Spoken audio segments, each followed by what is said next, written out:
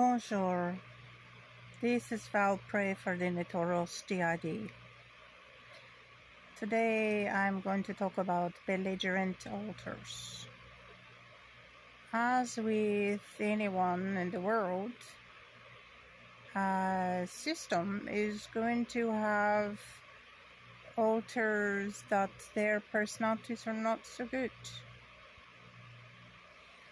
They're going to have possible alters that come about that are belligerent or nasty or rude and mean, and the consequences can be of different levels depending upon how nasty and mean and belligerent the person is. So I believe that obviously you can see my cat's tail shadow. That's Prim. I believe that she's got a cute mouth. I believe that Patrice, it's no secret how nasty she is, was, whatever. Luckily, we do have someone in the system that has an ability to be able to regulate these things. If someone is a problem for the system, within connection inside the system or outside the system with the outside world, then Laura has the ability to suppress them rather than be making them dormant or extracting them from the system. We're not completely clear because this has taken place with one of the alters that did pop up again, so it's totally possible that she might just be able to suppress them to dormancy. There are several that were a problem for our system that this has taken place with, and they have not come back. So we're crossing our fingers that Patrice is one of those that does not come back. Me and Laura have different views about a lot of things. About that, not so much, because obviously the system, if you have the ability to protect the system and those around the system, then of course it's a good thing to do.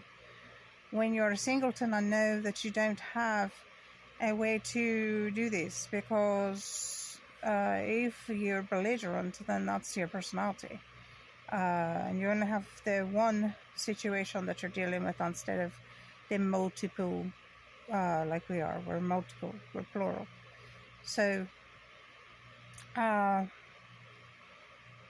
this came about. I would like to state too, Laura made a video that we will release at some point soon, about accountability with being a multiple, or having D.I.D. I view it a little differently. She feels that you should know, apologize, or should know, be accountable for the other alters. I think that this depends. Like, it depends if it were a serious situation or if it were no. Because like with Patrice, obviously we were stuck with being accountable for her behaviors outside of the body, with anybody that you may care about. I mean, obviously, if it's a situation that you don't care about, it is what it is, right? But for those that you care about, because Beatrice was even nasty to our daughter and everything else, and luckily our daughter kind of understands the way things go with us, but also that doesn't mean that she doesn't deserve to understand that it wasn't acceptable. And I think that's kind of maybe it's not so much as an apology, but to let others know it's not acceptable for the behavior of someone else. Even if it's not me, it was the system and the people around you have to encounter them, rather you wish them to or not. That's going to take place. Sometimes they don't always have to, but when they do, I think it's important to establish that you don't feel that was acceptable. And so that's kind of my view with that. I didn't do it personally myself, but I don't feel that those behaviors are acceptable.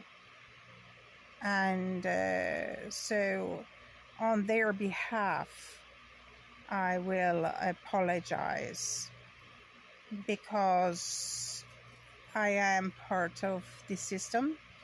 No matter what we are, whether we be a D.I.D system, whether we be a P.D.I.D system, whether we be a soul catcher system, whatever you want to call, or whatever it may be, I still feel that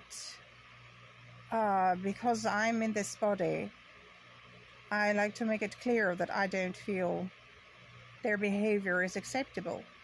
We have a few that are still there, that I've seen that I've seen videos that they made, and I don't really feel they're acceptable either. But if it's super limited to where they're out and about, that's a little different. I mean, if they don't encounter others, we don't necessarily have to apologize or process anything that had to do with them. They're just, they more or less have made videos. There is one party that has encountered people, and she kind of is what she is, which is Magdalena. And I don't know if she could even be suppressed. She's a lot of people in our system will not even say her name, because there's some kind of fear factor. Anyway, I guess because she's an ancient soul, or because of how erratically odd she is. But she's also has Haveros, and I will state that Haveros has been coming out a little bit more and more, and Haveros is the only non-human that's within the system. Haveros is obviously humanoid now because of the body, but a hellhound. And Magdalena is the that's her dog. But that's untold another story, isn't it? I'm getting hoarse because I've need to pay more attention to my fluids. We're going to be making a regular video collection of ACDF surgery. We feel this is important, before and after, and so that people understand, because it's a very scary situation. It is surgery that is for the neck, the spinal column of the neck, and we didn't know anything about it, and it's a very scary situation for anybody who encounters it or has to have it. So others have made videos. I haven't seen any that were made prior and after, so we're going to do that so somebody can understand your mental state before and after. Like, share, subscribe, hit the notification bell. Adios.